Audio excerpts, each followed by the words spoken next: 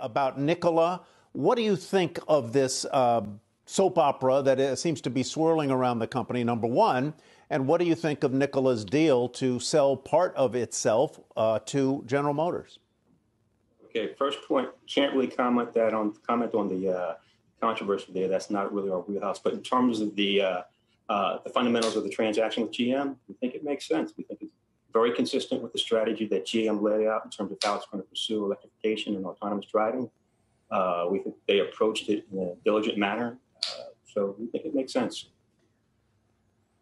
So it makes sense for GM. It also makes sense for Nikola. And what will the proof point be that the deal is working or working out? I think it's going to take some time. This whole issue of the evolution of the electric vehicle market it's going to have a relatively long glide path. I think what we'll look for initially is the pace at which GM can bring out this vehicle and the initial market acceptance.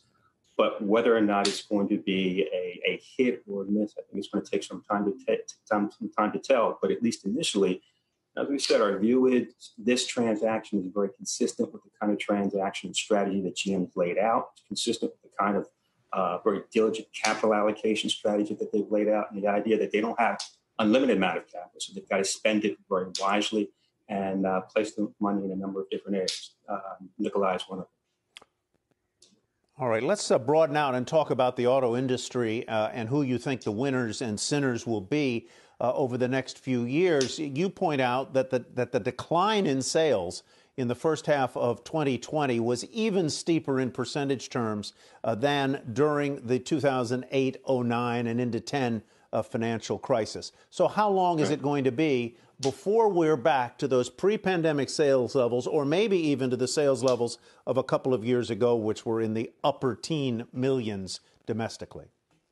Okay, if we're talking about the United States, we think it's going to take about to the middle of the decade, maybe 2025. A couple of important points.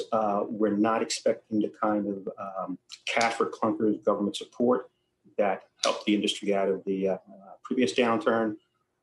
Also, this downturn is not caused by a weakness in the financial markets. It's the real economy. You're seeing many, many more people being laid off. You're seeing businesses close that are not going to come back. So we think it could be a relatively protracted upturn. Nevertheless, we've got a stable outlook on the industry because conditions are better than they were.